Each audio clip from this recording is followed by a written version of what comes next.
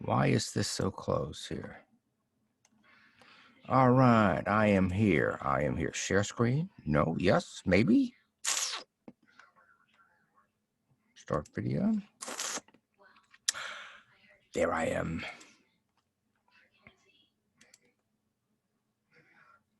Scarbo. Hello, Scarbo. Mute. Stop video. Yeah, baby.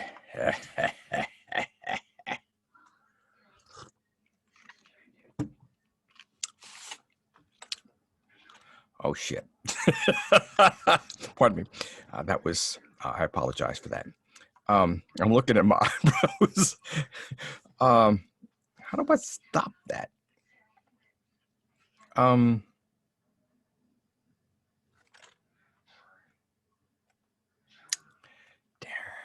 Dang, dang. I have to go to something. Zoom meeting. Okay.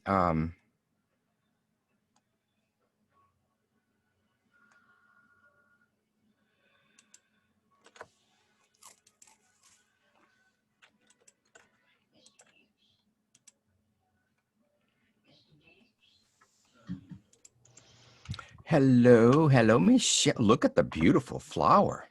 Hey there. Oh, I love it. You do? Where's my video? Where's my video? I see Bill. Start my video. What video? I see your face. Well, I'm not on screen. Oh, Bill Jones. I'm trying to get rid of my eyebrows and I don't know how. Okay. That's good, Phil. That's really good. I was playing around. I went to the. How am I going to see myself? Oh, this is ridiculous. Ah, there. That is really good, Phil. No flower. No flower. Did you pay extra for that, Phil? No, I did not. As usual, I was messing around where I should not have been messing around. And I thought I canceled everything, but apparently not. Oh, wait a minute. Look at my lips. Oh, shoot. Oh. Why? How can I? Red lips. I got pink lips. There's a section on setup where it's called the beta section, or I guess the experimental section. And yeah, I just downloaded the latest Zoom this morning, so I'm expecting to see new things. You downloaded the latest video? The latest Zoom. Oh, Zoom. Let me see if I can get rid of my lips, okay? No, leave the eyebrows. Oh, come on. That's ridiculous. Phil, who's in here? We're not looking. Oh, well, just ignore the man there. I cannot figure out. Maybe someone can tell me how to get rid of the lips and the eyebrow. Or maybe I can wait. It's the weird atmospherics in the background. That's what's doing it to you. Yeah. Cool. That's called the southern. No, cool. They're not the southern lights. They're the whatever. RuPaul. There are northern. They're our northern lights. They're the northern lights. That is correct. Yes. And I saw something on Facebook. Did you know that virtual meetings are basically modern seances? No. Elizabeth, are you there? Make a sound if you can hear us. Is anyone else with you? We can't see you. Can you hear us? Oh, I see Mitch. Okay. Yeah, well. Mitch Feldheimer. I saw you join my meeting a couple days ago. He's not connected with me yet. Joined a couple days ago, and I didn't know how to contact. We have people who see the invite and they join in the middle of the week. They don't know. I wanted to ask Mitch if he was upset by the fact that the meeting was not going on. There's Mitch. Hi. Mitch, I noticed you joined the meeting a couple days ago. Yeah, I was just testing. Oh, I was saying, oh God, he's sitting there for 3 days waiting for it to start. No, you're smarter than that, huh?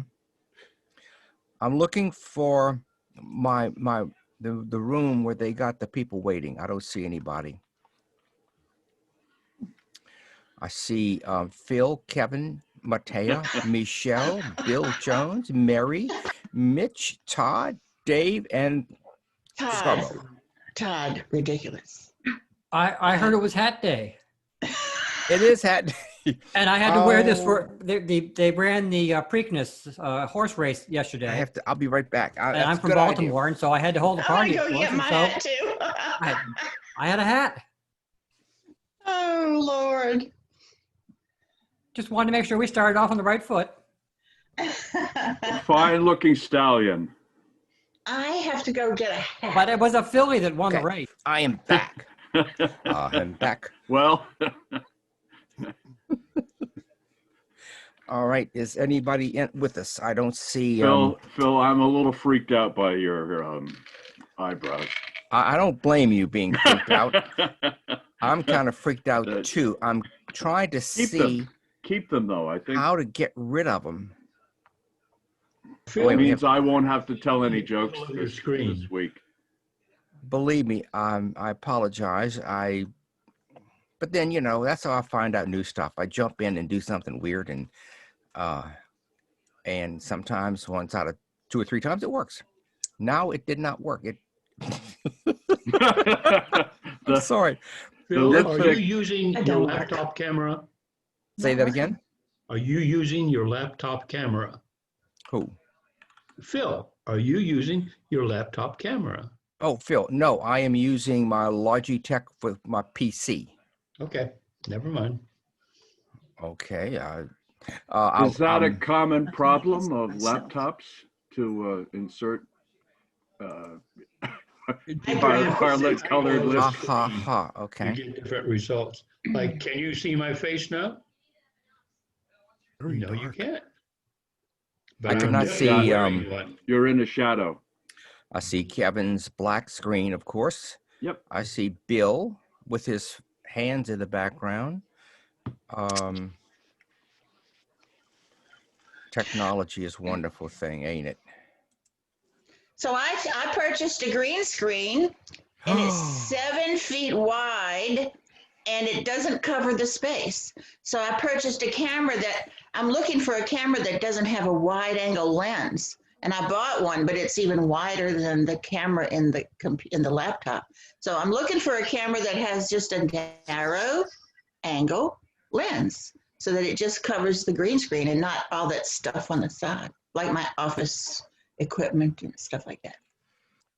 I So far, can't help you. no luck. I know. Todd, I love your horse. Work out. Okay. Thank y'all for coming in here. Once again, I am befuddled by how to get rid of my eyebrows and my, wait, maybe up here. Are you wearing lipstick? He is.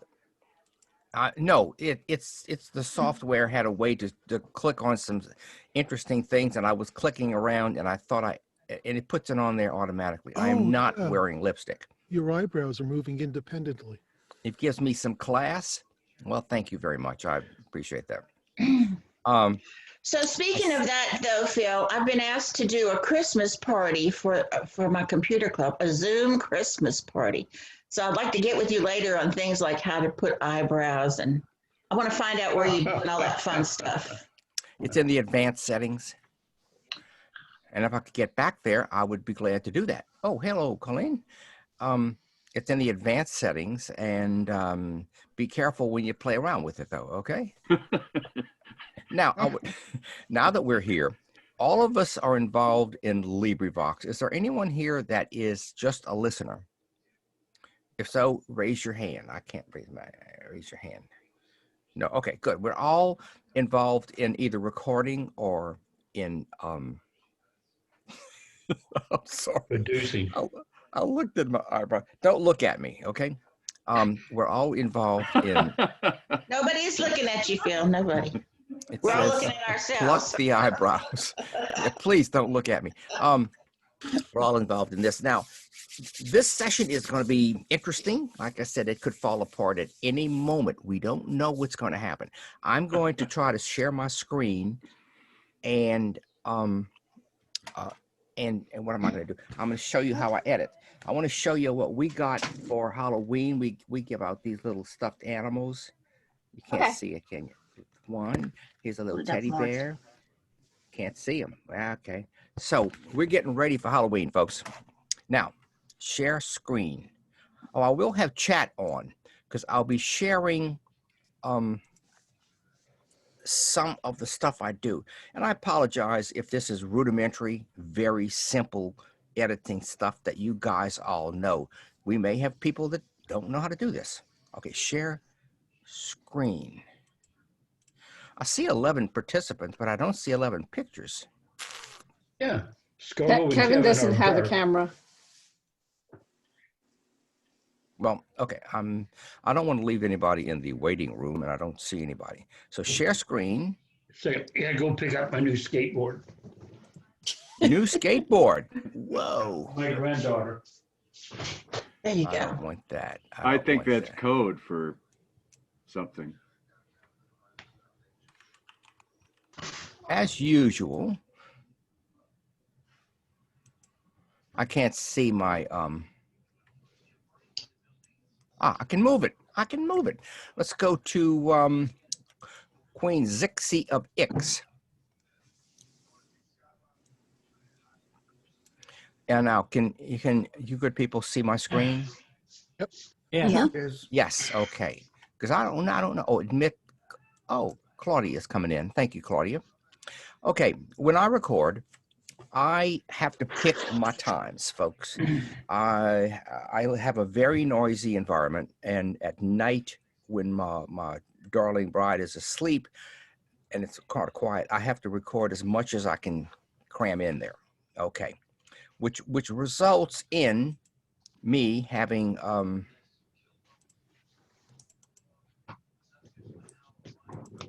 nope, that's not it. The Shepherd of the Hills. Pardon me. Silver Princess and I know that song which one? What? on your screen. What song is on the screen? Hello, Dolly. I have that on the screen. Hello, Dolly. I do too. Well, I know the first lines of it. That's all I know. And I didn't sing this time when I opened it up. I was very cautious to be very quiet. When I get to record, you can see on my thing here, I will record this epic story called Queen Zixie of Ix. I will do 3, 4, as many sessions as I can get done in a, before my voice goes out while it's sort of quiet. Now, I have done Right a back. bunch. Say again? Oh, shoot. Okay. I'm going to pick up, let's say 22. I have not edited this little sucker. It's already open. Oh, cool. It's open. This is what my file looks like. And I always, for some reason, it puts these black lines in here when I stop it and start it. I stop and start my recording a lot. Okay. And by the way, feel free to stop me if anything is weird. The first thing I usually do is check my background noise. I use Analyze Plot Spectrum, and I get a sense of how much background noise I have in there. I try to get below 72 if I can, but I'm not always successful. How do you read this, Phil? I've never used Okay. this. Okay, It's well, just I'm gonna the close higher this. the higher peaks are noise. Yeah, okay, well, there's several ways. Plot spectrum, you can plot your spectrum in 2 different ways. Spectrum, algorithm. I use spectrum and I use a Hanning window. This is what I'm used to. You can have all these other ways to look at it. All these people that whoops, I just changed it, didn't I? Yes, Hanning window. On the left-hand side, this, what is this? The x-axis? Yeah, Yeah. up and down axis is the quote volume. Higher means higher volume, lower means lower volume. And this is the timeline right here. I mean, the frequency. God, I can't even do it right. The frequency. So I know if I put my cursor right here in the middle, it'll tell me that that's a high peak of 424 hertz. if there's a really high one peak, I can run a small, I forgot the name of the program I use on that, just to take out that frequency. But this isn't too bad. Did that answer your question? That's I'll a have to play with it. that's a big I peak you got in the low end there. Do you have like an earthquake going on or something? what, over here? Yeah, this is the low frequency. Below 100, people, they say they really can't hear it, but my voice tends to be way too low in there. Let's look at another section. Same thing, but it's got a lot here at this one frequency. So this gives me a thing. I'm going to run noise reduction on it. I'll probably do 14 on that. Okay. No, I get to get my noise profile and then run a noise reduction. Very first thing I do is to run my noise reduction.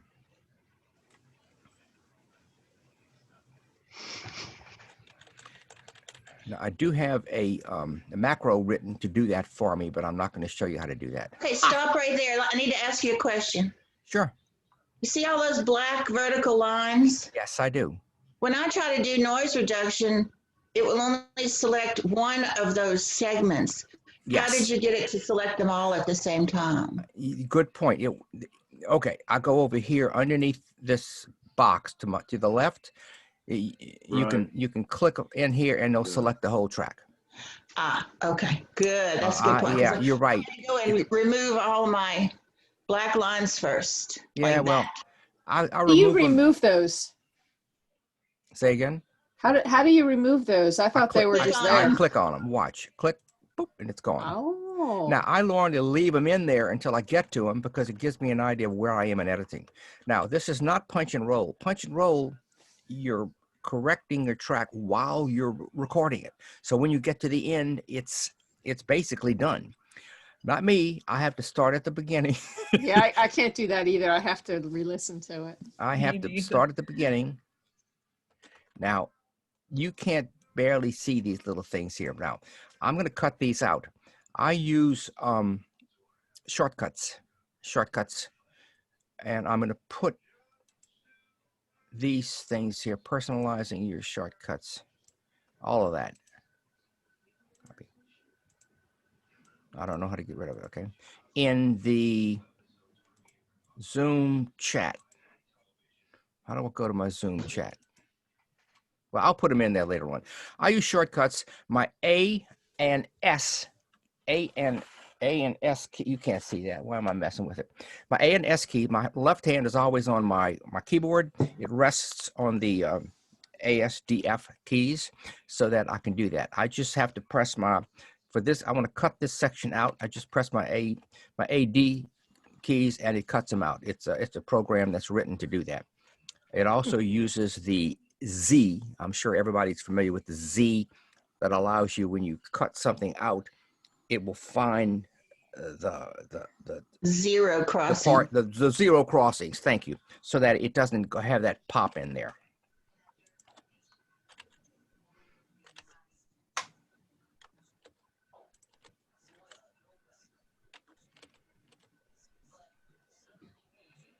Can you explain the zero crossing thing? That I'm not familiar with that. When you go to cut something out, by the way, I'm zooming in and out with my A key zooms in, my S key zooms out. I don't have to look or think or go up here to use my zoom buttons. It's just very quick for me. It's automatic now. When you cut something out, if you cut it out at the top of a peak and then at the bottom of a peak, you're going to have a pop. It won't match. So watch, I want to cut it out. I'll press my S key. You see that it moved a little bit? It moved to where that's a zero crossing and that's a zero cross. Zero crossing means where your waveform crosses that horizontal line. Okay. And it gives you a smoother cut. Okay. Now, my programmed keys automatically, when I select, I'll do another one.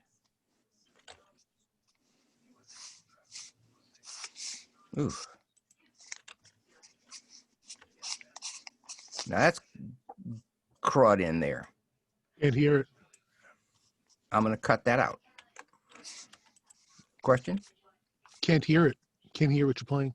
Oh, well, to me, I heard some crackling noises, and I make a lot of mouth noises, like my pops and clicks like that I'll cut out. But I heard it. And if I heard it, which my hearing's pretty bad, that to me is a lot. I'm surprised you couldn't hear it. We don't actually get to hear your audio when you do this. That's that. You don't have your audio, you don't have your audio turned on. Audio from your Can't hear it. computer. Oh, gee. Well, if you can't hear it, that's not going to be any good. But you have to you can turn it on. I am going to turn it on. Share screen audio or something like that. Share audio. Share audio.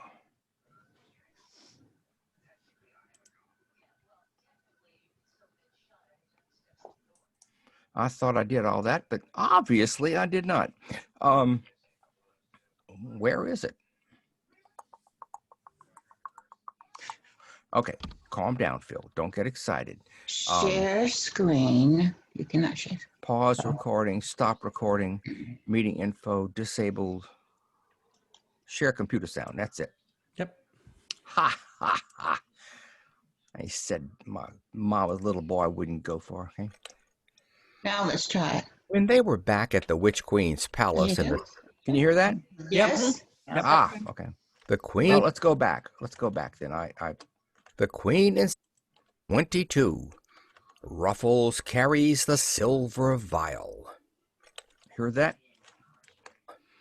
Once again, I just pressed my caps and D key, and it runs a script. Auto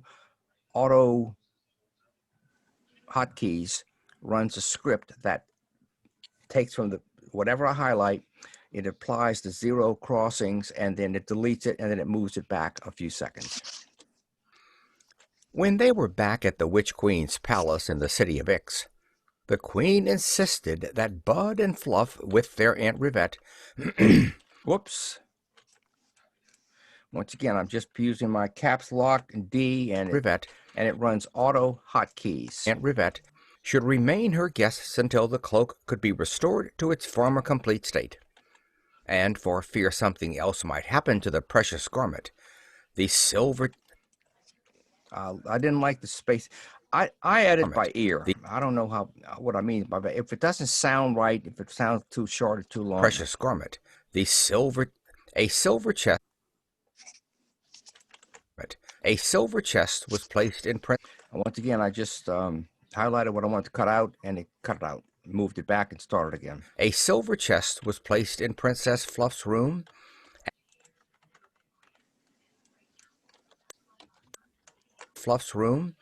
And the magic cloak. You can tell my voice is going out here. And the magic cloak safely locked therein, the key being carried around. The key being carried around the chain, carried upon the chain around. The key being carried around the chain, carried upon. I'm estimating I'm going to cut that out. The key being carried upon the chain around the girl's neck. Okay, now this is I don't know what this is. This looks like crud. Let's listen to it. I only heard a pop there, but that is noise. Now, I also have an auto hotkey, which will reduce the volume of that by about 15 decibels. My auto hotkey, I'm not going to tell you my secret, but this is what I just pressed it, and now you can't see that anymore. If normal people could hear it, they won't hear it now. What I'll do, and I guess I'm asking, is this a good idea? What I'll do often is create silence instead of reducing the volume. Control L. Yeah. And yes, I don't hear the difference myself. I don't, I try to clean the noise up at the end so that the difference between the background noise and silence is very slight. Is that to be recommended, do you think? Or I don't know. yeah. I've seen people talk about the silence suddenly becoming a hole in what you're doing. Right. Using a right. general background noise might be better. Don't know. I leave it in. I leave some background noise in. I'll reduce it. Once again, it just doesn't sound right to me. It sounds like that there's more of a hole if I reduce it to 0. I know when I start chain cutting around things the into girls. plays, I always try to make sure I have the same background behind everything rather than silence. Okay. Right. It'll be whatever was the silence. It'll be whatever was the quiet background in the narrator's track, so it's consistent. Okay, I'm gonna wrap this up now. Listen, in chat, I'm gonna put links that anybody wants to know about personalizing your shortcuts. You know, changing the keys around to do what you want. I don't never have to move my left hand. Or installing auto hotkeys, which is wonderful. Using the C key and using the Z key, I'll be links to all of those. I'm proud of myself for doing this beforehand. Now, the last thing I wanted to cover before I stop is inserting. I haven't had to insert anything yet. But their plans to wait patiently were soon interfered with by the arrival of Xerxes' court by the arrival at Xerxes' court. See, now this is one reason why I edit this way, because my brain works kind of slow, and I had to stop and reread it and realize I read it wrong. Patiently were soon interfered with by the arrival of Xerxes' court by the arrival at Xerxes' court of the talking dog. Now, if I wanted to re-record that section, last thing I'm going to show you is I will press my shift key and then my record button. Let me see, what is it? Of the talking dog ruffles. Now, chapter 22. And then I simply, sometime if it's a long section, I'll do noise reduction on it. But usually I just copy it, paste it up here, cut that out. And this is going to sound weird. Xerxes' court of the talking dog ruffles. That's because it's using the microphone from the camera. That's how I insert. Of the talking dog ruffles. Of Xerxes' court. Okay, that's it, folks. What was that keystroke? Which one? Shift record? Was Yeah, that if you want to and it creates a record, new track at the same location? Yep. exactly. If you press this without that, it will add it onto the end. If you press shift and you see that little thing there, it'll add it right where my cursor is, so I know exactly where to stick the thing in. That's all. That's great.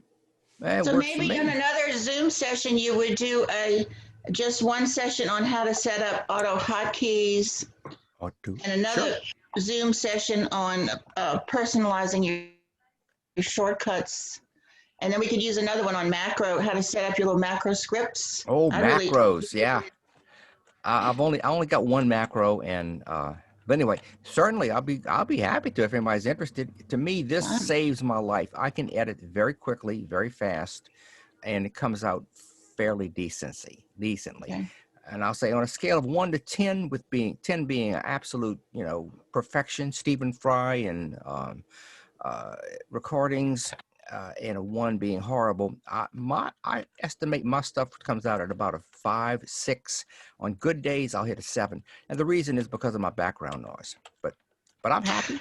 So Phil, years ago when I started LibriVox, I listened to most of your videos, and you talked about using the C key a lot. You remember that? Yeah, I use the C key all the time. Okay, you're not talking about that today, but to me, that's one of the most important things. I missed it. C gives you a preview, right? Preview of what you're deleting. If so you you want don't to cut just that, have to. Right. There's a lot of auto hotkeys. I mean, your personalize your keyboard is a wonderful thing, but C is not a personalize. That's built in. That's built in. So okay, folks. I don't mean to monopolize this thing we're running. I've run way over time. I would like to go to Michele and show us a little bit about how do you count the words when you set up a meeting, a project. A project. Yeah, I'd like to show it. Well, I'm going to close. I need to share my screen to do that. Just a second. Cancel. I'm working. Is there more people in line here? No. I have to go back here. How do I unshare my screen? Stop sharing. Okay. There you go. Damn, So basically, I've only been doing this 7 years, and some of y'all people on here have been here for like 12 years, way longer. Hey, Claudia. So I'm sure that there's probably many ways to, count your words, like when you're putting together a book, and some of the chapters could be 12,000 words. You got to know your word count. And so not having any coaching, I just developed my own way. And I like it, and so I want to share it with y'all today. To do that, I'm going to share my screen, okay? And I feel certain y'all probably have better ways, but I'm just going to share my way for right now. Go for it, girl. Go for it. I just make mine up. You just make up the word counts? Okay, I'm sure you do, but you do see Who it works said really that? well for you. But I'm kind of anal. I gotta have stuff exact. Okay, I see title. So what you see in here is a template for a chapter breakdown with this box on the right. So I start every one of my projects with this template, and I'll say, like right now, I'm doing. Can everybody hear me? That's Can anybody hear me? template, right? Okay. So basically, right now, I'm doing a solo, The Clock of Gold. Okay. And so I wanted to know when I recorded it, how long were my chapters? Then I need to divide any of them up. And so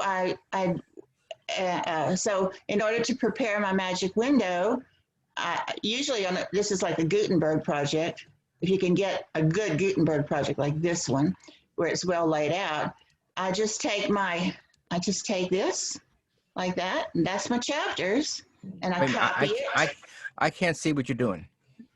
Okay, so you're not on my page? You're not on my Crack of Gold page? No. I No. No, all I just see- seeing a Word document. We see You're the just thing that seeing just this says Word title. document. Okay, do you Michele? see? Michelle, I think you shared your pro, not your entire screen. Just that window. Okay. No, I want to share my whole screen. How do I do that? You're asking me? Well, I'm in my Well, Zoom session leaning on a here. bent reed here. I'm returning to the meeting. Hold on a minute. I got to show y'all all of this. I'm sharing my screen. But you want screen, not window. Of a window or the whole screen. I want to share my whole screen. Whatever I put on my screen, I want to share. Okay, you have permission to share. Everybody has permission to share screen. I'm pretty sure.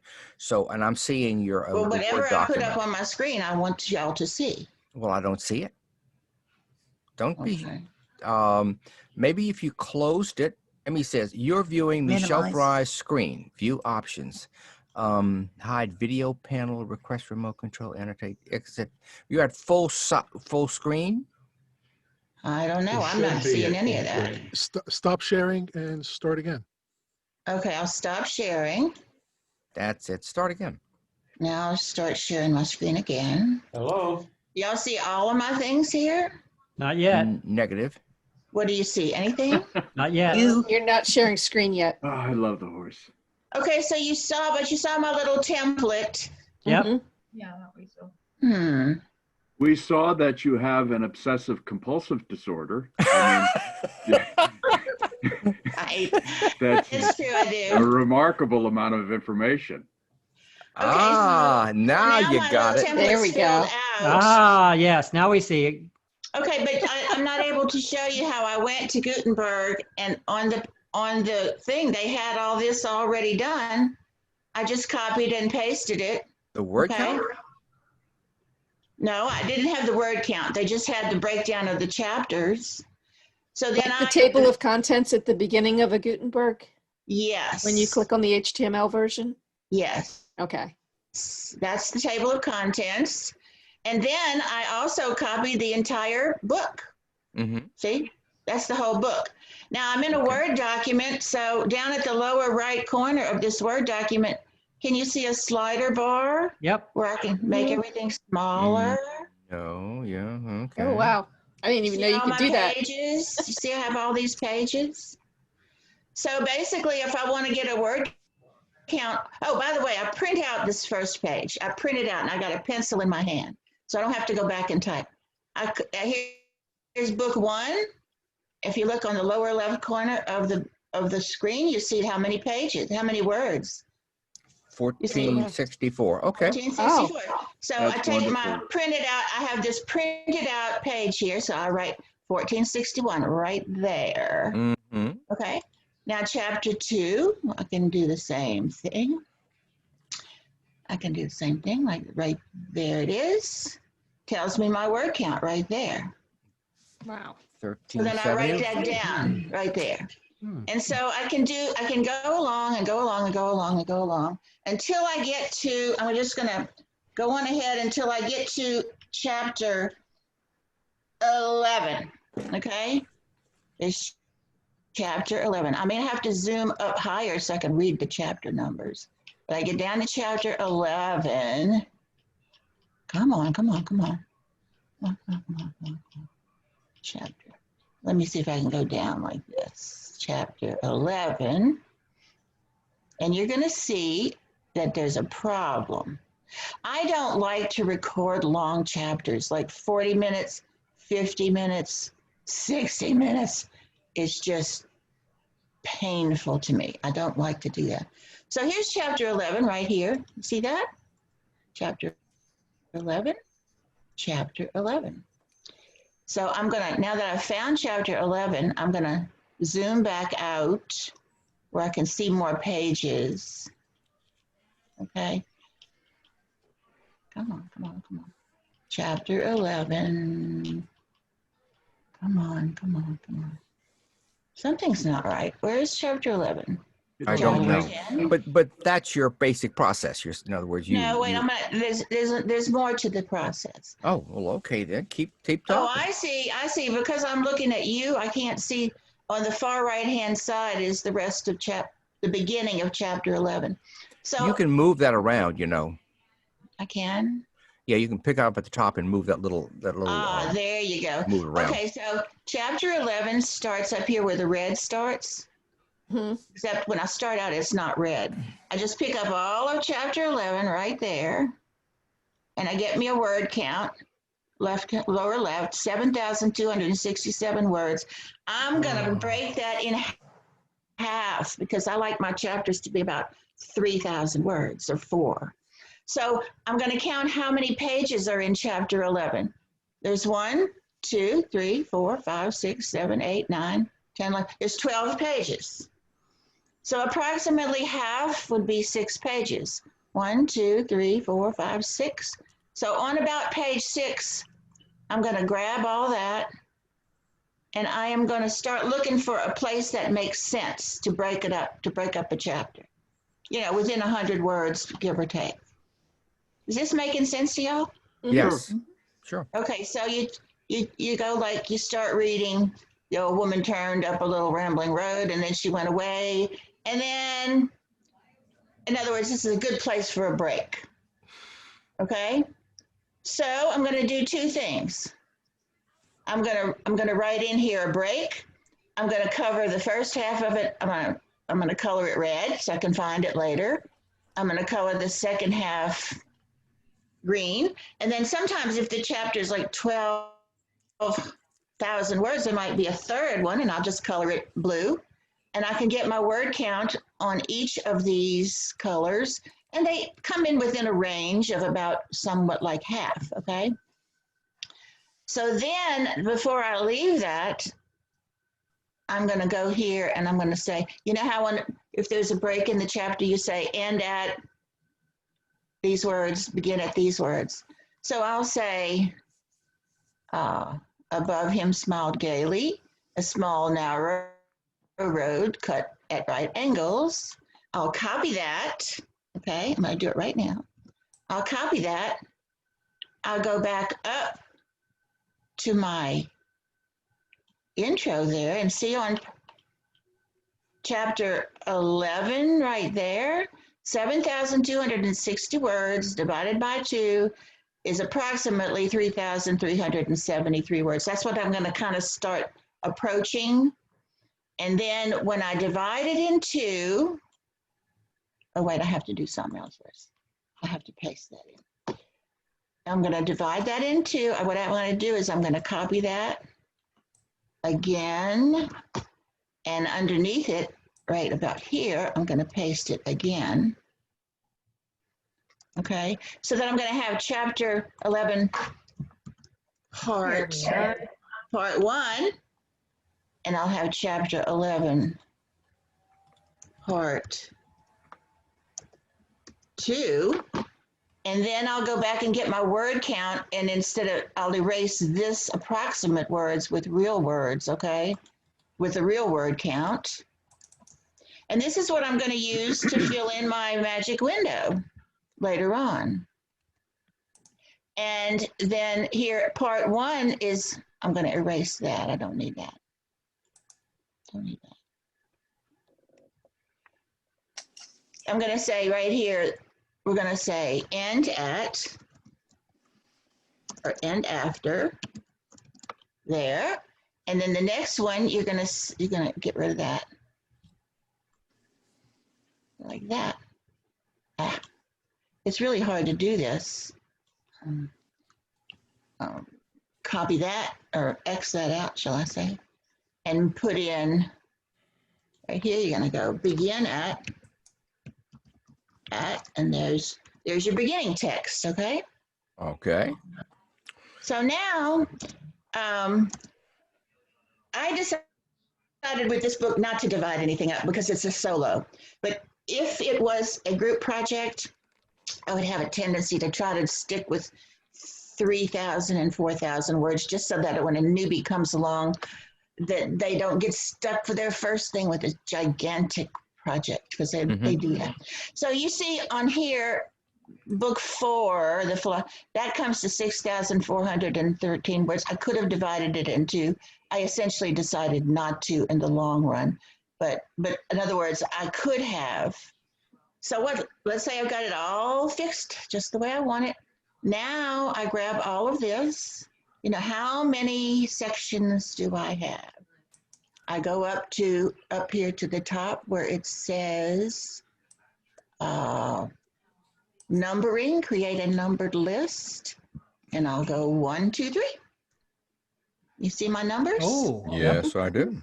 So now I know when I fill out my template generator, I'm going to ask for 17 sections. Okay. Good. So right here, before I even go to the template generator, I know my title, I know who's by, I know my link to my text, I know how many total words it is, and I have notes, like if I have to have any notes, generating notes to the thing, I have that. So I'll go fill out my template generator. Now I've got this printed out. I print this out again with all my word counts in it. And then when somebody picks up the project, I put the start, I do that by pencil. Start date, who the MC is, and who's going to be my DPL. And then I make sure I usually do on my own cover. So I put a check mark when I've pre-claimed my cover and another one when they've accepted it. I write my catalog date and I stick it in the filing cabinet and I know exactly what I've done. Impressive. Very impressive. I have a question. How did you get all this text into a Word document? Did you say that you can do that immediately from Gutenberg? Yeah, if you're in a Gutenberg project, you just go, let me just pretend like this is the text of the document, okay, of the Gutenberg. You grab a little bit from the beginning, like that, and then you go to the bottom of the document, and you go to the end, and you press Shift, and like that, and it grabs all your text. Even if it's a 800-word book, it grabs it all. And then you just come down to your next page here, and you click, and you press paste, and you got it. That is impressive. We're all having hats now, or some of us anyway. Well, that's impressive. I am. What can I say? I am aghast. I'm astounded. Very nice. But I wonder I would like to know how other people do it. because I really had to make this up on my own because otherwise I was just lost. I can tell. That's a lot of work, Michele. I'm impressed. Well, it's Um, actually not that much work, right? I can say how I do it. Okay. You've actually do. shown me a much faster way because I actually have a blank document in Google Documents called Word Counting Document. And I would cut and paste chapters and then click on the word count and get the word counts that way. I have I've tried to use Excel and stuff to track my stuff, but I do better with a notebook. So I actually have a notebook that I track all of my projects in. Mhm. And so I would do that and I would copy it into there. But I would do the same thing you do where I figure out wherever all my divisions are going to be and how many words they are before Mhm. I fill out a magic window.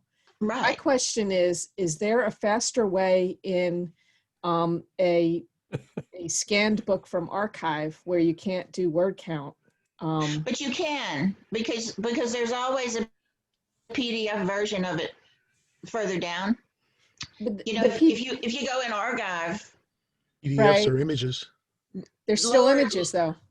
huh? There's still images though. No, it's a PDF. PDFs download have as text in the PDF? background. But you can also download it as a text document, can't you? Yeah, that's always a mess with all of the little symbols OCR and stuff. errors. I can never read that. Mm. That's But right. what I normally do with archive is I usually use my iPad to read from, and then I have my my recording set up on my screen, and I have my iPad off to the side, and that's where I read. So I usually download archive PDFs to the books function on iPad, and that's much easier to read than loading it into Kindle or anything else, or reading it directly from the internet window. But the only way I'd known how to do word counts on archive books was to actually like do the whole like count one line a couple of times and get kind of an average line length and average, lines per page, and then Wow. multiply it out by pages. There's Average nothing word per wrong page. with that. Estimate that. That's exactly what I do. That's an That's exactly what I excellent do. procedure.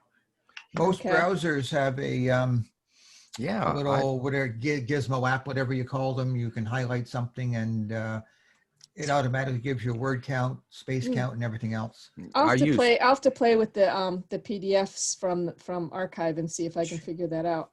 Interesting. Okay. Whoever was talking previous, I missed the whole thing. Was that you, Todd? What did you say? No, just what we just described is what I do. Just figuring out how many words there are on an average page, and then just counting pages. Actually, I have a little program where I can just write down the first page number for every chapter, and then it automatically does Yeah. it. Sometimes Well- I've done projects where you just say 8 pages, 9 pages, 12 Mhm. pages, 15 Oh, pages. wow. Yeah, the Eva Tappan world story volumes are like that. They're all just page numbers. Who was it that said they just make them up? Who do you think that was? Phil? That had to be Probably Kevin. Kevin. Had to be Kevin. I like that too. I resent the implication. I resemble that remark. But You word- resemble the invitation. I mean, the implication. I've never had anybody complain about my word counts being off, and they are off. Nobody's ever said, well, you said that was 3,000 words and that was Check somebody 3,000. else's word Nobody's count. gonna check that close. As long as you're somewhere in the ballpark, Then nobody you'll be cares. okay. Oh, Yeah, it's because all lovely you want Pat. is a Exact general either, it's idea of how close. long it's going to take to record it. Right. That is a general idea. Okay, I want to thank y'all. I want to welcome Devorah in here, and we're going to move from word counts, which we haven't finished with this. I know there's a lot more to say about word counts, but I want to go into dramatic readings. I love my lips. Look at that. I know how women feel now when they put lipstick on. What They color feel is that? sensuous. What Yeah. color is that? Is that Oh wow. It looks like hot pink to me. midnight passion? I can't figure out how to get them off. I put them on by accident, and let's That's go. what they. And now what that's they just your said new at- look That's from now what they on. said at the jail. That's my. I love my Oh, eyebrows too. Look gosh. at it. I Yeah, can- eyebrows Nobody's from turned themselves into a Hanna-Barbera. potato yet, so there's that. Oh, how fun. Dramatic readings, folks. Let's talk about dramatic readings. I'm Dramatic not going to readings. talk much about them, except that they're very popular. People come to LibriVox and want to do that. I'm going to turn the floor, the screen over to Devorah. If you can tell us a little bit, how do they happen? What do we do? Go. Okay, so I'm going to start off briefly by talking about the difference between dramatic readings and plays. The end product sounds very similar, but the amount of work that goes into them is very different. And so I'm going to primarily be focusing on dramatic readings and what the book coordinator has to do to prepare them. We could talk about editing, and if we have time and you really want me to, I can, but honestly, I don't expect to have time. No. Editing is very much the same for dramatic readings or plays. So the editor's job is not too much different, but the book coordinator's job is very different. And that's why one book coordinator could coordinate any number of plays, but we don't want one single person coordinating more than 2 dramatic readings at the same time because they're much more labor intensive. So let me see. So the difference between plays and dramatic readings, plays typically at the beginning of the book publication, whatever it is that is printed, usually it'll have a dramatis personae or list of characters. Not always, but usually. And so all the book coordinator has to do is look at those characters, make a list, add one person to read the stage directions, and there's your number of characters that you need. It's very easy. Easy? You mean you have Well, to go let's say your dramatis personae has 8 characters listed. You know that you need to cast 8 people plus 1 for the stage directions. So This you is need for a 9 play. people in a play, right? Right. Okay. So it's not too difficult. Play. A That's play. easy. That's easy. Okay. A dramatic reading is different. So it's not a play. It was never intended by the author to be performed or acted. It was intended to be read. And so for that, there's no cast of characters. You have to actually go through the book. I would say for a dramatic reading, I don't really see how you could do a dramatic reading at all without having read the book in its entirety. So you read the book, as you're reading, make a list of each of the characters, where they appear, and this will often include characters who you might say would be uncredited if it were a movie, extras. You might have a mob or a crowd that you would have to cast. And so it gets to be very, very complicated. I'm gonna look at, and then once you have your list of characters, you then need to create scripts, because again, a play has the script already laid out. It'll say, Tom Thumb says this, Hunka Munka says this. I'm, pulling out names from a recent play that we did. And it'll have it laid out for you very nicely. A book doesn't do that. And so you have to actually create a script so that your readers, your players, if you will, know exactly which lines are theirs. And so there's a lot of front end work, and all this work needs to be done before the book ever makes it to the launch pad. One second. Is there a template to make a script, or how do you make a script? Yeah, there's a couple of techniques that you can use. I'm going to show you 2 different techniques that I see often. So let me go ahead and do that. I'm not currently running there we are. I'm not currently running a dramatic reading personally. I have done 2, I think, and I've edited and worked closely with book coordinators on others. So what I've actually done just for today is I'm going to show you a few that we have currently running, and then I'm going to show you a script from one of mine that I did recently. No, not that recently. So I guess, should I first talk about scripts, or should I first talk about Magic Window? I think I'm going to talk about scripts. So when you have, this is a script from Dr. Doolittle's post office that that I finished Wow, this a lot last of work. summer, finished editing on. And this book took roughly a year to complete. So this is a script from section 12, which included 2 chapters, chapters 3 and 4 of part 4. And this is where that word count that Michele did came in handy. Is if you're going to combine chapters or split chapters, that's good to know before you start anything else. So here's my script.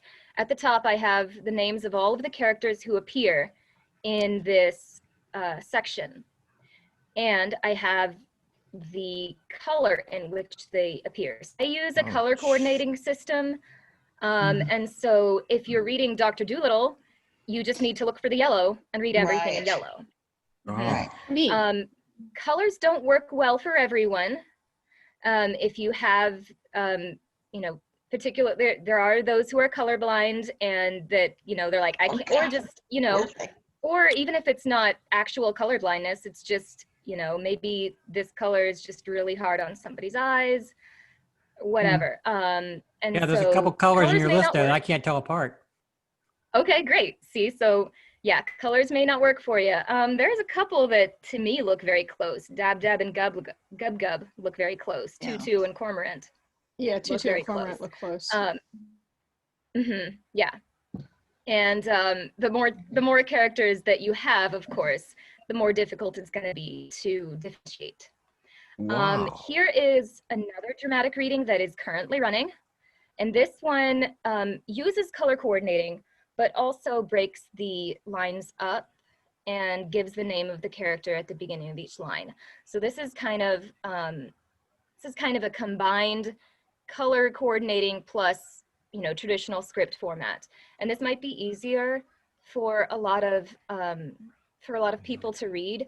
I will say I don't use this format normally just because it's a lot more work for me. Say, looks like it takes forever. Yeah. However, if I had a reader who was interested in reading and they said, I can't tell any of that apart, you know, I would work with them. Either I would do this for their sections or, you know, maybe we could find a different color, use a font, but something to show that, you know, something that your readers can read. So that's Devorah, one way to do it. This is a Google Doc? Yes. Yeah. And so these dramatic readings really don't work well at all unless you are using an ebook format that you can actually copy and paste. I was just gonna say, you pretty much have to do, you'd have to do just Gutenberg books. Yeah, pretty much. I would not do archive. I don't want to take their OCR and correct it myself. I don't want to do that. So yes, you take this is a book or this is an actual play? What's that? This is an actual play or is it? This is not a play. A book you turned into a dramatic reading. Yes, this is a book. This is a novel. You actually have to add in all that. Oh my, wow. Yeah.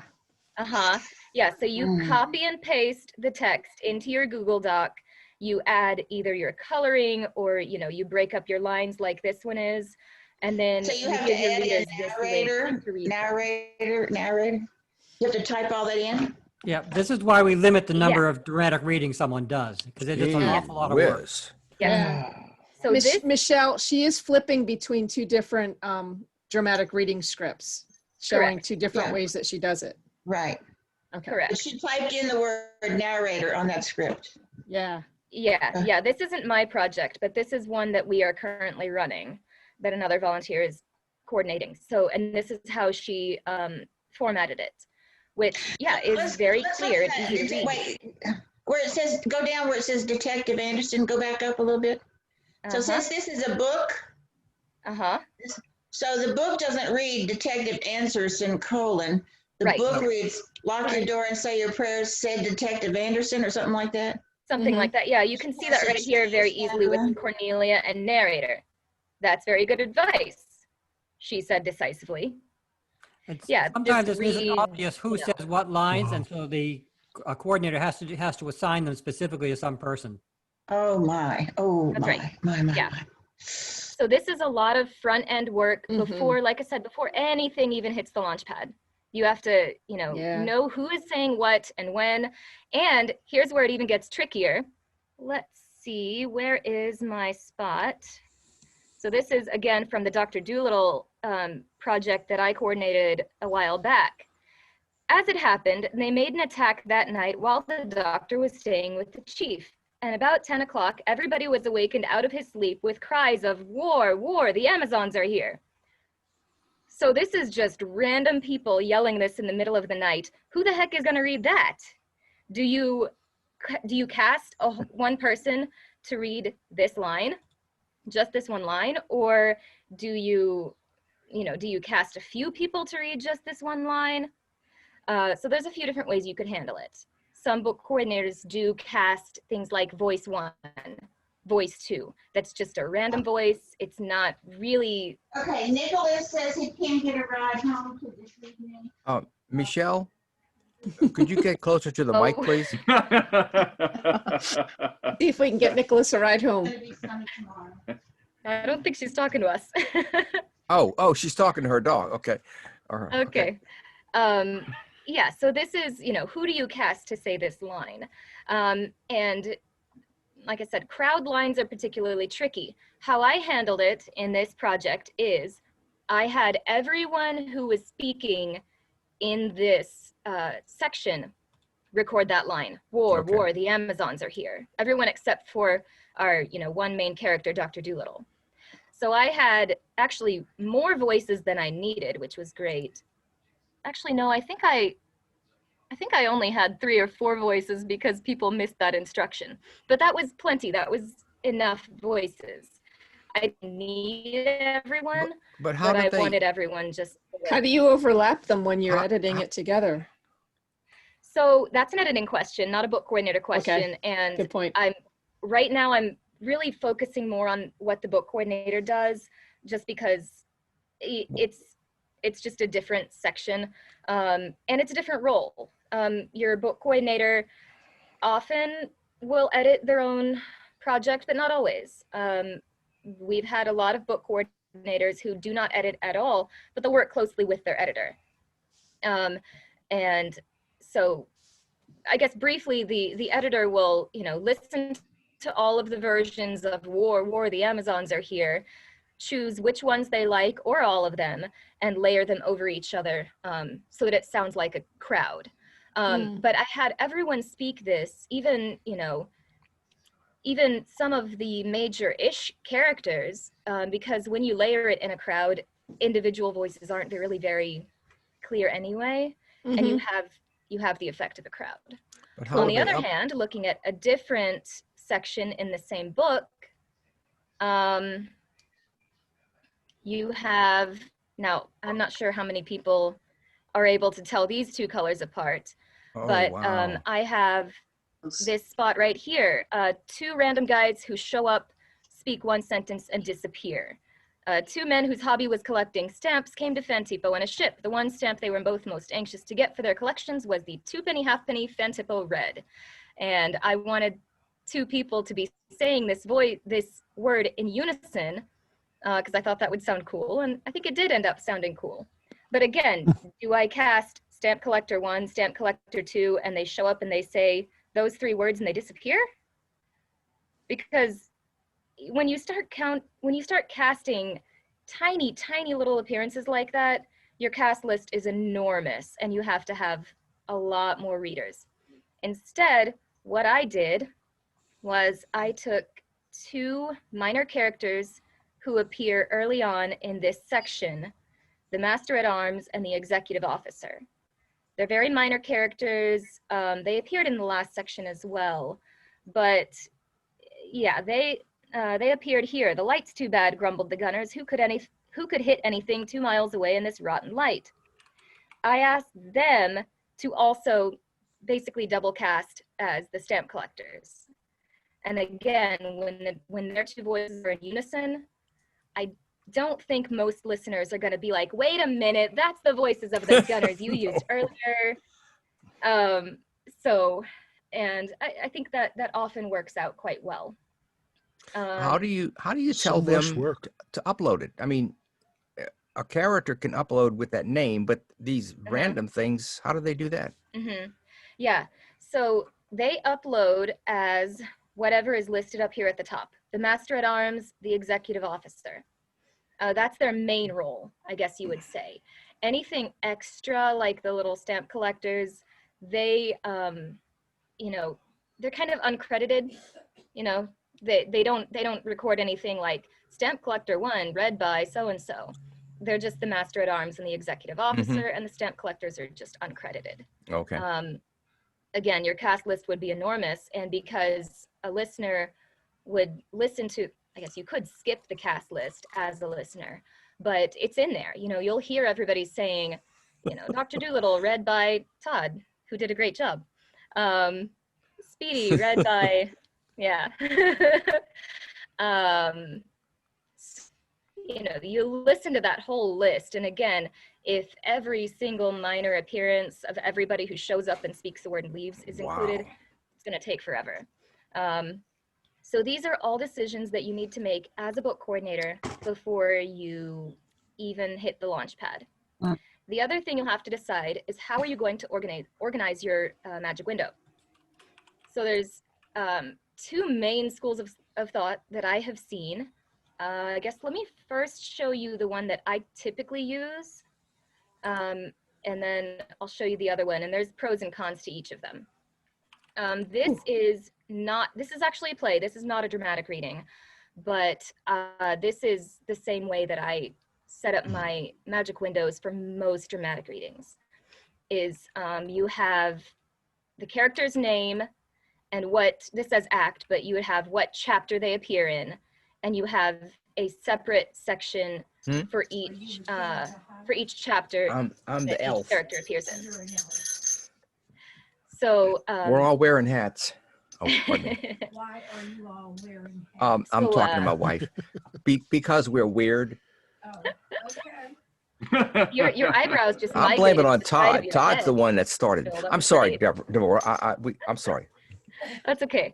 So yes, you could have a separate section per character per act, but depending on how many sections you have, like how many chapters you have, and depending on how many characters you have, this could be a very, very large magic window. And I believe that that is what Count of Monte Cristo looks like right now, the infamous Count of Monte Cristo. Oh, look at that, actually. Where is it? Somebody stop me if you see it.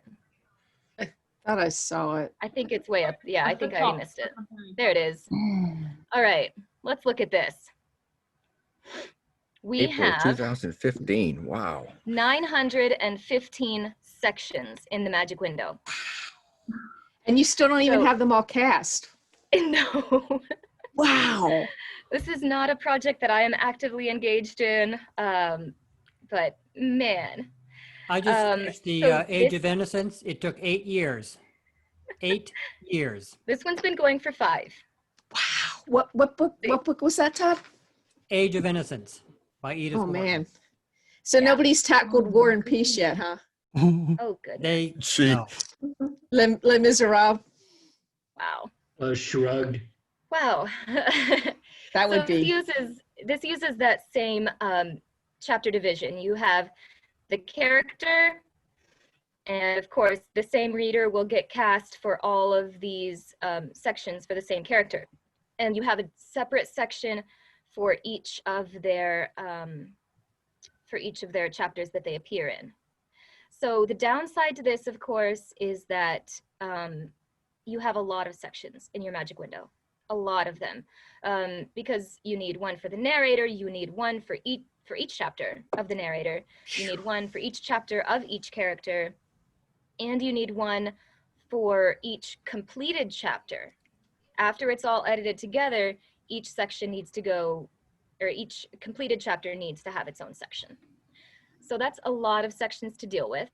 On the plus side, when somebody uploads something, it's very easy to just take their file, their link for their section they uploaded, stick it in that section and that section alone and show, hey, that chapter is done. You know, you proof listen it, you mark that chapter, totally done.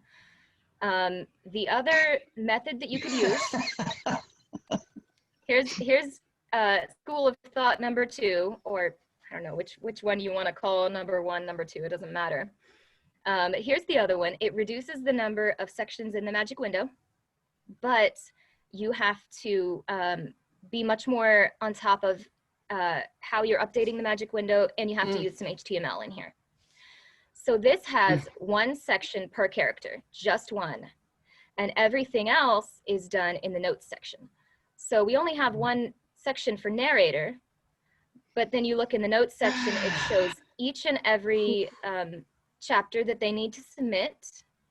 When they do submit here, you have to actually go into, let's go into here and take a look at what you have to type in as HTML to show that their chapters are ready. Okay. Now, Kevin, aren't you going to say something about this, about the organizational nightmare? Nightmare, yes. I'm actually taking a nap because I'll never do this in my life. So here's what you have to do. I find it very interesting, actually.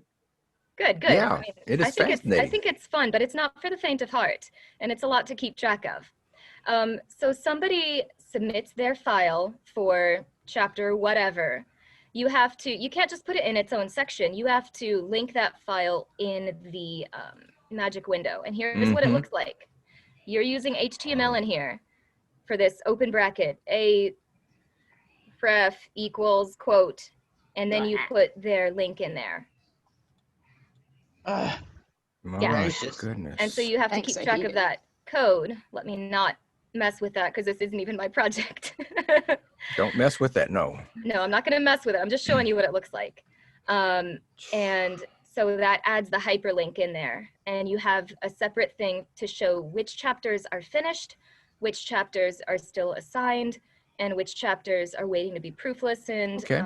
If I had notes on one of these chapters, it would also appear on its own line. So again, you have far fewer sections to deal with. Whoops, there we go. How come you're getting to do all these different pages where when I did mine, I was stuck with 1 page with my screen sharing. I couldn't show you all the He's things. using different tabs. Yeah, oh yeah. I set up all these tabs last night actually of what I wanted to show you. So she's just switching tabs. Mm-hmm. Okay, but if you wanted to do a page on your desktop, could you do that? I'm not sure I understand your question. Okay, so you're switching tabs, websites. I could have done that, but on your browser. But how could you now go show us something like a document on your website, on your home page? I could if when I did my screen share, I had selected share computer screen or something, but I only did share Internet Explorer, so because that's all I planned to show you. Okay, because I had planned on showing you something on the web browser too. Hey, but TJ. Yeah, it depends on how you set up your screen share. Hey, I'm sorry, we just had TJ join us. Oh, sorry, I'm late. Hi. I had family events. Okay. You just missed me talking about Dr. Dolittle, in which you played such a charming sparrow. Oh, Speedy. I was little Speedy. You were the cute little white mouse. No, not Sparrow. You were a swallow. Speedy the swallow. Speedy Oh, the swallow. Speedy. That's an important role. That's right. It was a very important role. Oh my, you do that. Again, this method of setting up the magic window, you have far fewer sections. You have only 59 sections in this, as opposed to let's look at. But sections are cheap, and this is a lot of effort. Yeah. So that's why I actually prefer this setup where each chapter each chapter, each character has its own section, just because it's easier to manage the magic Yeah. window. Yeah. But I mean, there are certain there are certain pros and cons to each of these. If you're confident with HTML and that doesn't you don't find that daunting, then this might be easier for you to manage. It is very easy, I think, for readers to see and to know what they need to do. It's just more work for the book coordinator to manage. Gosh. Each and every chapter for a character is complete, then it could finally, then it could finally be marked PLOK, because all the chapters are in, all of them have, individually been proofless and been marked okay. Nice. Look at that. That's So, beautiful. yeah. So Yeah. So again, Okay. these are all decisions, how am I going to organize my magic window? How am I going to split my chapters or combine my chapters? How many characters do I have? Am I going to allow double casting? That is, maybe you have 4 major characters, but you have 30 minor characters. And, do I really want to cast 34 people? Or, maybe some of those minor characters, they'll read this person in chapter 12, but it's okay if they also read that other person in chapter 3. Things like that. And I do double cast because otherwise I don't think my projects would ever get done. And if you double cast, which characters are you going to double cast? So these are questions that you need to ask and answer before you put anything in the Launchpad. So maybe next time we get together, you can talk about how you edit all these parts together. Yeah, you see why I wanted to focus just on book coordinator at first. Yeah. Yeah. I could continue on. I've got 1:15. I don't know how long we plan to stick around, or if anyone has any questions on anything that I've shown so far. I have a couple of questions. How popular are these things to be, on Internet Archive? Like, how many people actually? Ooh, how many listens? I have no idea. I haven't looked at those numbers. Honestly, I don't care, because I find these just really fun to run and to participate in and to edit. I enjoy the editing aspect of it as well. So I haven't looked at the numbers. I enjoy listening to them. Sorry about that, folks. I've checked a I'm back. couple of ours, like I think the previous Dr. Doolittle is at 35,000 hits on Archive, but people could get it from other sources as well as Archive. Right. They get it from the app, and so they seem to be very, very popular. I listened to them all the time before I joined LibriVox. They were my favorite, the dramatic readings. I think they are fun. Yeah. Really? Yeah. What is the joy? I wonder how that number, TJ, would compare with the numbers of solo and group projects of the same book even. That would be I haven't actually looked at that, but yeah, that would be interesting. I could do that. I could check it out for our next meeting. Yeah. Sure. Yeah, I enjoy these. I think that the end result is often phenomenal, and just so much fun to listen to. So I think it's totally worth all the front end work. Yeah. It is a lot of work. It's easier to follow because I was just going to say it's easier to follow because of all the different voices. You can tell who's who easier than if it's a solo reader. I was going to mention one other thing that is one of the differences between, plays and books. And that's, with plays, like I said, excuse me, backing up, with books, as I said, you pretty much have to read through the whole thing in its entirety. Plays, you almost never do. Like I said, you look at the cast of characters at the very beginning, you might skim through it to find out who appears in which acts. But mostly you don't need to do anything more than that. And I think, Todd, you could correct me, but often you don't really quite understand the storyline until everything's all said and done. That's part of the fun when I edit it is the first time I get to see everything. And then you finally realize, there's that's what's Todd. Hi, actually going Todd. on. I do recall one play that kind of threw you for a loop, I think, we had a character in the script who was called the Bearded Waiter. And we just, I think, I don't quite recall how that went, but I think you had, we thought that that was a separate character, the Bearded Waiter. And eventually, at some point during the process, we realized that the Bearded Waiter was actually a different character in disguise. Yeah. So plays will sometimes throw you for a loop like that, but dramatic readings always will. So.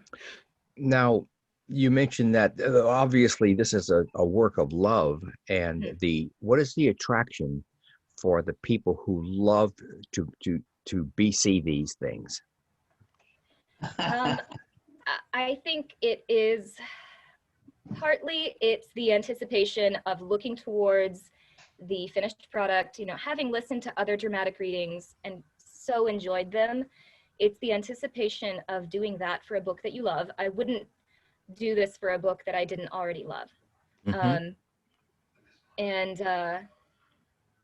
I think that's part of it.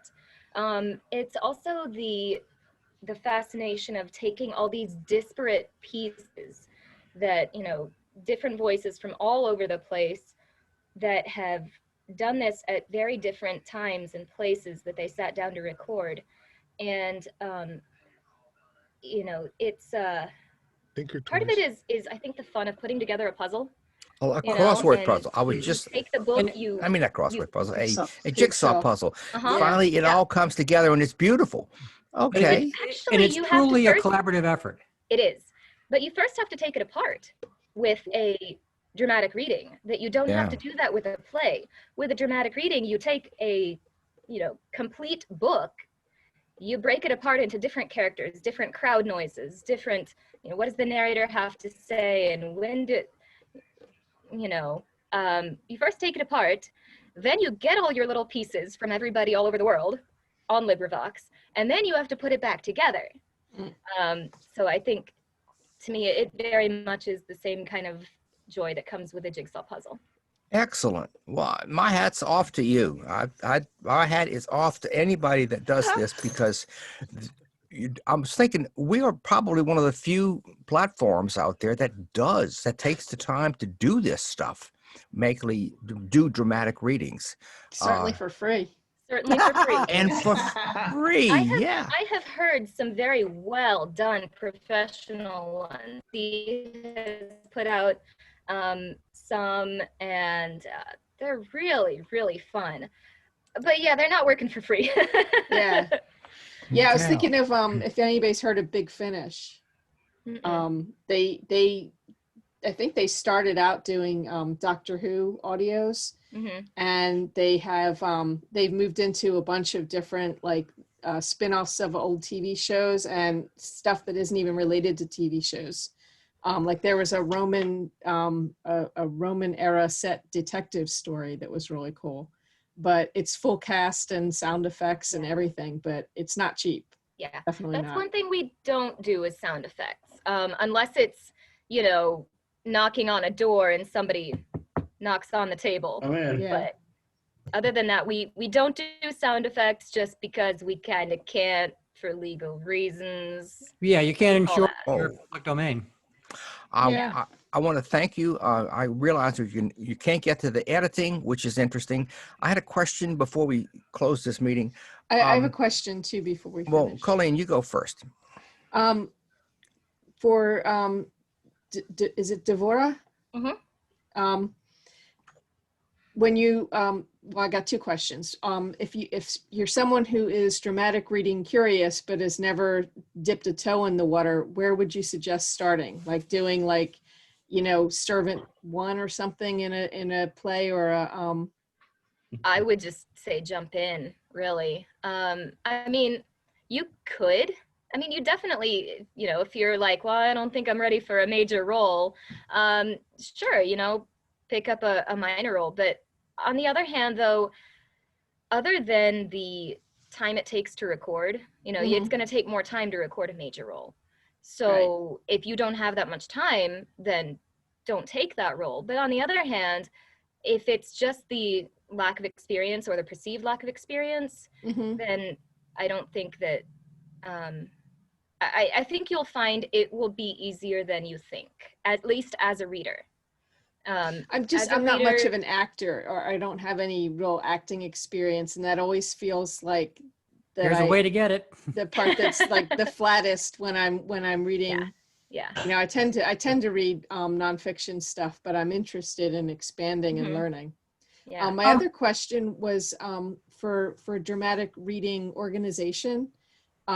My nerdy little soul kind of did a little flip when I saw the organization of the scripts. Mhm. I don't think I'd ever be up to be seeing it, but if someone like wanted to do a dramatic reading of a book and is just like, you know, doesn't like the part where they're setting up the script, I would be happy to collaborate with them on that because I'm that kind of dork. So that's great. Are there people who like to do the dramatic readings, but that part of it is a drag and they don't like to do it? That's a good What question. stopped me? I don't know the answer to that. Oh, it stopped me. Well, it's like some people don't want to edit, and there are people who like to edit. I would occasionally, imagine. occasionally I will run a dramatic reading scene and story collection, and there people get to do like a one-act play, or maybe it's like a chapter of a book or a couple of chapters that fall one from another, like a couple of chapters in Wind from the Willows or something. And that's a way to see what it's like to actually go through the effort of seeing one without being out on your own. That's interesting. I'll have to keep an eye out for that. Yeah, I was thinking about, is there any tutorial for people who want to get into it? And that's perfect, Todd. Yeah. That's We do one for one-act plays, and I've run a couple for the dramatic reading. Because the satisfaction of taking something apart and putting it back together is just amazing. I have a note from Scabro that narrator roles might be a good place to start. It's gone, but that was a chit in chat. dramatic works. Acting isn't my strong point, so I've done a little narration, she said. Okay. Now I want to mention that I did do a chit chat. I put links to the C key, the Z key, the blah, blah, all that stuff. Y'all probably know all this, but just in case, I did it. I'm proud of myself. I'm not the nerdy type. I quail at the organization necessary to do this. As other people excel at that, and I applaud you. I would say one or two things more to Colleen. First, as far as, you know, not having the acting experience, I agree with Todd. There's a way to get it, which is just practice. And I think that picking a character who's maybe not the title character, but still, you know, fairly plays a major role is going to give you more practice than Servant One, who all he says is announcing His Majesty, you know, or whatever it is. You'll have a little bit more scope to work with because you'll have more in the script to give you the ability to practice it.